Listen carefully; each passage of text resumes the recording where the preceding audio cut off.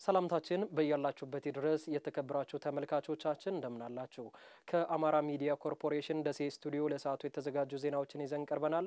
ከዜናዎቹ ጋር ሰላዲን ሴር ነኝ። አብራችሁን ቆዩ። በአማራ ክልል የ221 ጤና ጣቢያዎችን ደረጃ የማሻሻል ስራ እየተሰራ መሆኑን የአማራ ክልል ጤና ቢሮ አስታወቀም። በደሴ ከተማ በመንግስትና በአጋር አካላት ትብብር የተገነቡ የጤና ተቋማት ለአገልግሎት ክፍት ሆነዋል። ሰይድ አብዱ ተጨማሪ ዘገባ አለው። በደሴ ከተማ አስተዳደር በመንግስትና በአጋር አካላት ትብብር ከ200 ሚሊዮን ብር በላይ በሆነ ወጪ የተገነቡ የጤና ተቋማት ተጠናቀው ለአገልግሎት ክፍት ሆነዋል። በምረቃው ላይ የተገኙት የከተማዋ ነዋሪዎች በአቅራቢያቸው የሕክምና ተቋማት መገንባታቸው ከዚህ በፊት ሕክምና ለማግኘት ሲያጋጥማቸው የነበረውን ችግር የሚቀርፍ ከመሆኑም በላይ በተለይ በወሊድ ጊዜ በእናቶች ላይ ሲደርስ የነበረውን እንግልት የሚያስቀር ነው ብለዋል። እኛ እናቶች በጣም ብዙ አይነት ማህበራዊ ችግር አለብን። ነገር ግን ቤት አጠገብ መታከም ትልቅ ነገር ነውና እኛ በጣም ነው ደስ ያለን እንደ ማህበረሰብ እንደ ነዋሪ ዛሬ በደስታ ነው ምርቃኑን የምናከብረውና በጣም ደስ ብሎናል። በቅርብ ጤና ጣቢያ ስለሌለ ህዝባችን እየተጎዳና በሩቅ ርቀት እየሄደ ይታከም ነበር። ግን አሁን በዚህ በቅርበት ይሄን ያህል ህዝብ 120 ሺህ ይረዳል የሚባል ጤና ጣቢያ መሰራቱ ይሄ ሆስፒታል እንጂ ጤና ጣቢያ አይደለም። በአሁኑ መሰረት የደሴ ከተማ አስተዳደር ጤና መምሪያ ኃላፊ አቶ ሰይድ ሱፍ በከተማ አስተዳደሩ የጤና ተቋማትን አገልግሎት ለማዘመንና ተደራሽነቱን ለማረጋገጥ ከአጋር አካላት ጋር በትብብር እየተሰራ ነው ብለዋል። እዚህ አካባቢ ከቦሩ ሜዳ ሆስፒታል ጀምሮ ያለ ህብረተሰብ እስከ መላኩ አካባቢ ያሉት ቀጠና ጤና ተቋም የለውም በቅርቡ አገልግሎት የሚያገኝበት ወይ ወደ ቧንቧ ጤና ጣቢያ ነው ከዛ ጀምሮ የሚሄደው ሰው ወይም ደግሞ ደሴ ጤና ጣቢያ ነው። ረጅም እንትን ነው ከተማ ውስጥ ሆኖ አክሰስ የለው እና ይሄን ህብረተሰብ ችግር የሚፈታ መንገድ የመልሶ ማቋቋም የአማራ መልሶ ማቋቋም ስሪያር የሚባለው ድርጅት ከዓለም ባንክ በተገኘ ገንዘብ ድጋፍ ሙሉ በሙሉ የግንባታ ስራው በዛ ወጪ የተገነባ ነው። ሌላ 5 ጤና ኬላዎች ገንብተናል። የጤና ጣቢያ ማስፋፋ በሁሉም ጤና ጣቢያዎች ላይ ማስፋፊያ ግንባታ ገንብተናል። የጤና ተቋማቱ የዲጂታል የጤና አገልግሎት ስርዓት በመዘርጋት ለህብረተሰቡ ቀልጣፋ አገልግሎት እንዲሰጡ እንደሚደረግ የተናገሩት ደግሞ የደሴ ከተማ አስተዳደር ተቀዳሚ ምክትል ከንቲባ አቶ ሳሙኤል ሞላልኝ ናቸው። በዲጂታል የታገዘ በቴክኖሎጂ የታገዘ አገልግሎት የሚሰጥበት ሁኔታ ነው ያለው ማለት ነው። በዚህ መሰረት ለማህበረሰቡ የሚኖረው አገልግሎት ፈጣንና የተሻለ አገልግሎት የሚሰጥ ጤና ጣቢያ ነው ተገነባው። በዚህ አጋጣሚ የከተማችንን ማህበረሰብ እንኳን ደስ ያላችሁ ለማለት እወዳለሁ። ሰላም ከምንም በላይ የልማት ውጤት ነው። ልማት ደግሞ የሰላም ውጤት ነው። ሁለቱም ተያያዥ ናቸው። ስለዚህ በሰላሙ በልማቱም ህብረተሰቡ ከጎናችን ቆሞ እንዲቀጥል አደራ ለማለት ነው። የአማራ ክልል ጤና ቢሮ ኃላፊ አቶ አብዱል ከሪም መንግስቱ መከላከልና አክሞ ማዳን የጤና ፖሊሲን ለመተግበር በክልሉ የጤና ተቋማትን የማስፋፋትና ደረጃቸውን የማሻሻል ስራ እየተሰራ መሆኑን ገልጸዋል። በክልሉ የ221 ጤና ጣቢያዎችን ደረጃ የማሻሻል ስራ እየተሰራ መሆኑንም ተናግረዋል። አንዱ እየሰራን ያለነው የጤና መሰረተ ልማቶች ማስፋፋት ስራዎች እየሰራን ያለነው ይሄ እንግዲህ በክልል ደረጃ ደረጃቸውን የማሳደግ ስራዎች ጤና ጣቢያዎች በአጠቃላይ እስካሁን ባለው ሂደት ወደ 221 የሚደርሱ ጤና ጣቢያዎችን የደረጃ ማሳደግ ስራዎች እየሰራና ያለነው። ከዚህ መካከል ደሴ ከተማም ላይ በተወሰኑ ጤና ጣቢያዎች ላይ የደረጃ ማሳደግ ስራዎችን ተመላላሽ ሕክምና የሚሰጥባቸው እንዲሁም ደግሞ የተኝቶ መታከሚያ ማዕከል የሚሆኑ ማስፋፊያዎችን እንደዚሁ ጤና ጣቢያዎች ላይ እያስፋፋን ያለንበት ሂደት ነው በክልላችን ያለው።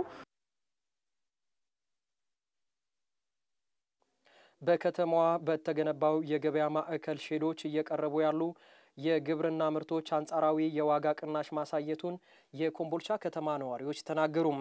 የኑሮ ውድነትን ለማረጋጋት በመንግስት የሚወሰዱ የመፍትሄ እርምጃዎች ተጠናክረው እንደሚቀጥሉ የአማራ ክልል ንግድና ገበያ ልማት ቢሮ አስታውቋል። ፊኒክስ ሀየሎም የአማራ ክልል መንግስት የኑሮ ውድነትን ለማረጋጋት በዋና ዋና ከተሞች ላይ አምራችና ሸማቾች በቀጥታ የሚገናኙበት የግብርናና የኢንዱስትሪ ምርቶችን የሚያቀርቡበት ሼዶችን እያስገነባ ይገኛል። ይህ ተግባር ከተከናወነባቸው መካከል ኮምቦልቻ ከተማ አንዷ ስትሆን በተገነቡት ሼዶች ምርቶችና ሸቀጦችን በተመጣጣኝ ዋጋ ለማህበረሰቡ እያቀረቡ መሆኑን ጅምላ ነጋዴዎቹ ለአሚኮ ተናግረዋል። አሁን እየሸጥን ያለው ግን 10700 ብር ነው። እጅግ በጣም የጅሩ ጤፍ ነው። አንደኛ ደረጃ ጤፍ ነው። ይሄ ለህብረተሰቡ እጅግ በጣም እየመጣ ለዚህ በታላቅናሽ ዋጋ ተጠቃሚ ቢሆን እጅግ በጣም የተሻለ ነው። ይሄኛው ደግሞ 12000 ብር ነው ገበያ የሚሸጠው። እዚህኛ ጋር ግን 11000 ብር እየሸጥን ያለው። ይሄ ሰርገኛ ጤፍ ደግሞ ገበያ 10000 ብር ነው። እኛ ጋር ግን 9600 ብር እንሸጣለን።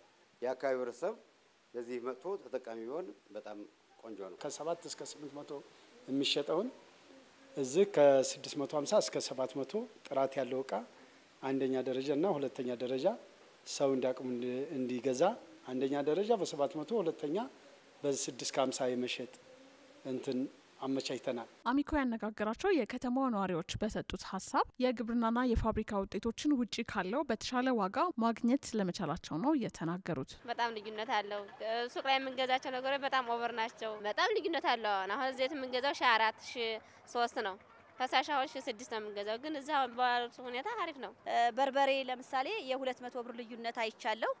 ፓስታ መኮሮኒ በጣም በዝቅተኛ ዋጋ የ50 ብር የ70 ብር ልዩነት አይቻለሁ።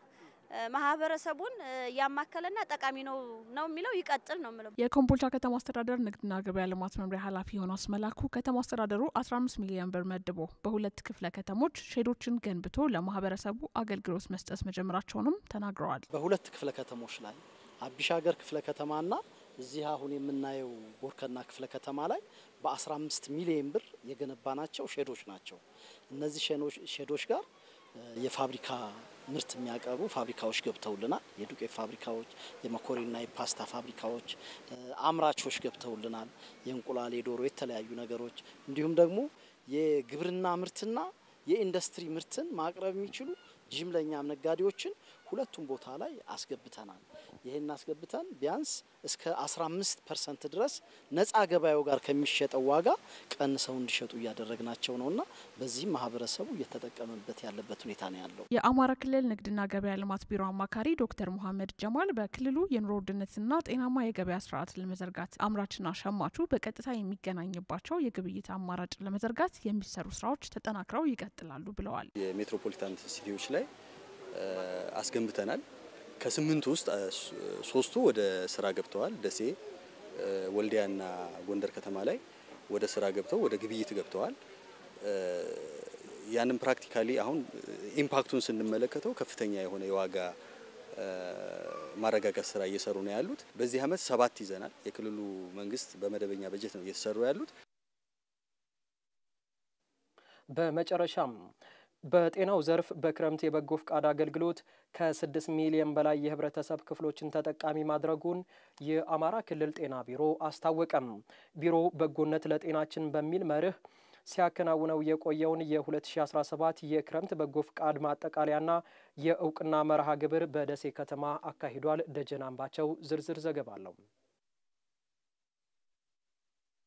የአማራ ክልል ጤና ቢሮ በጎነት ለጤናችን በሚል መሪ ሀሳብ ሲያከናውን የቆየውን የ2017 የክረምት በጎ ፈቃድ አገልግሎት ማጠቃለያና የእውቅና መርሃ ግብር በደሴ ከተማ አካሂዷል። በክረምት በጎ ፈቃድ አገልግሎት በጤናው ዘርፍ ሰው ተኮር የሆኑ የነጻ ሕክምና፣ የደም ልገሳ መርሃ ግብር፣ የአቅመ ደካማ ቤቶችን ማደስ፣ ለተማሪዎች የመማሪያ ቁሳቁስ ማሰባሰብ፣ ተላላፊና ተላላፊ ያልሆኑ በሽታዎችን ቤት ለቤት እየተዘዋወሩ መመርመርና እንዲታከሙ ማድረግ፣ በጤና ተቋማት የአረንጓዴ አሻራ መርሃ ግብር ማካሄድና ሌሎች ስራዎች ሲከናወኑ መቆየታቸው በመርሃ ግብሩ ተጠቅሰዋል። በምክትል ከንቲባ ማዕረግ የደሴ ከተማ አስተዳደር ጤና መምሪያ ኃላፊ ሰይድ የሱፍ በከተማዋ በጤናው የበጎ ፈቃድ አገልግሎት በመደበኛ የሕክምና ስርዓት ተደራሽ ያልሆኑ የማህበረሰብ ክፍሎችን ተጠቃሚ ማድረግ ስለመቻሉ ተናግረዋል።